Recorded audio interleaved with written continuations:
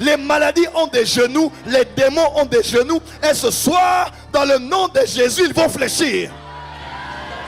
Parce que Rapha guérit toutes les maladies. Autant qu'il pardonne toute iniquité. Satan nous a laissé croire que Dieu pardonne les péchés pour nous pousser à pécher parce qu'il sait qu'on va confesser et Dieu va pardonner. Mais ça va commencer à nous créer des conséquences. Mais il nous a empêché de croire que Dieu guérit toutes les maladies.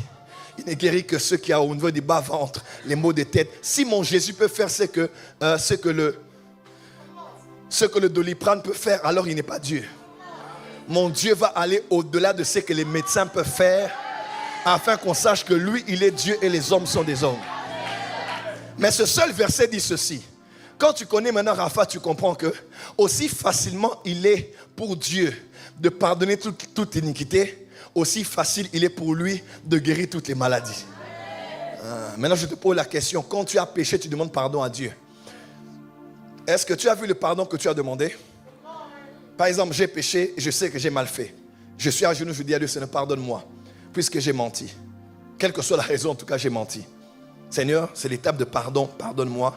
Tu cites les versets et tu dis Amen et tu commences à intercéder. Seigneur, maintenant que tu m'as pardonné, je prie pour mon père, pour ma mère, pour mon travail, je chasse les démons et pause. Qu'est-ce qui t'a donné l'assurance de croire que tu peux quitter cette étape de pardon pour aller à l'étape de chasser les démons? Quelle est l'assurance que tu as eue? Est-ce que tu as vu le pardon? Tu as senti le pardon? Tu as touché le pardon? Tu as une vision du pardon? Non, tu as cru simplement que selon les versets qui disent, si tu confesses, selon les versets qui disent, celui qui casse ses transgressions ne prospère pas. Tu cites tous les versets, tu demandes pardon et tu crois aussi facilement que Dieu t'a pardonné. Alors pourquoi tu as difficile à croire que Dieu t'a guéri? De la même attitude que tu as eue pour recevoir le pardon, c'est la même attitude que tu dois avoir pour recevoir la guérison. Voilà pourquoi quand les hommes ont découvert le toit, ils ont fait descendre leurs amis. Jésus a regardé et il a dit, va, tes péchés sont pardonnés. Les hommes ont dit n'importe quoi. Qui est-il pour pardonner les péchés des hommes? Il n'est pas Dieu. Jésus dit, lequel est le plus aisé? De dire que tes péchés soient pardonnés ou lève-toi et marche? Lequel est le plus facile?